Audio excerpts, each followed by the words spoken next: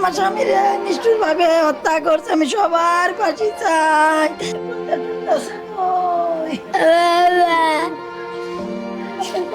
মায়ের কোলে সন্তানের নিথর মৃতদেহ।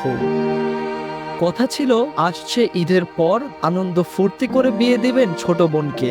তবে রমজান না যেতে সন্ত্রাসীদের নৃশংস হামলায় দুনিয়া ছেড়েই চলে যেতে হয়েছে ব্যবসায়ী জোবায়েরকে। ঈদ আনন্দ করবো, ঈদের 3 দিন পর আমার বোনের বিয়া। এই বিয়ার মধ্যে কেমনে কি সব শেষ করে দিয়ে আমার ভাই গেল।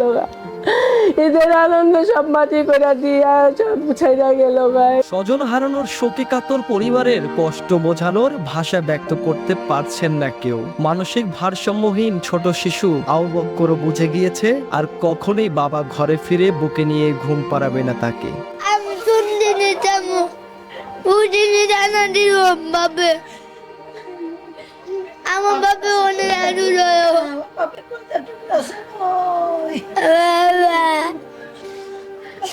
বাবার বিচার চাই, মোল্লা বারুদ নাম।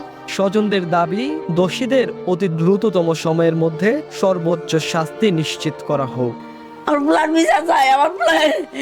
আমার রাত্র দেখা করে গেছে। আমার প্লান দেখা করে গেছে। কালকে আমি প্লান চেহারা দিই নাই। আজকাল দেখবার ভাগ্য নাই। আমার স্বামী আমার কোনো সময় কষ্ট দেয় না। আমার স্বামীর হত্যার বিচার চাই, ফাঁসি চাই।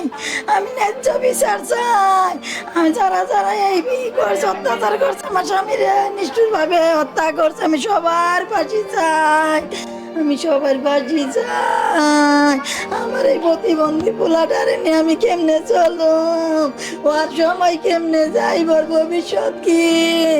ওর ভবিষ্যৎটা কি করবো? আমার নিয়ে কেমনে চলো আমি?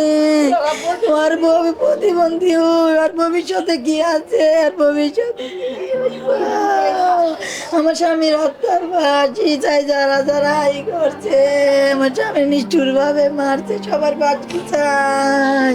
আমি সবার ফাঁসি চাই। আমি কিছু চাই না, সবার ফাঁসি চাই।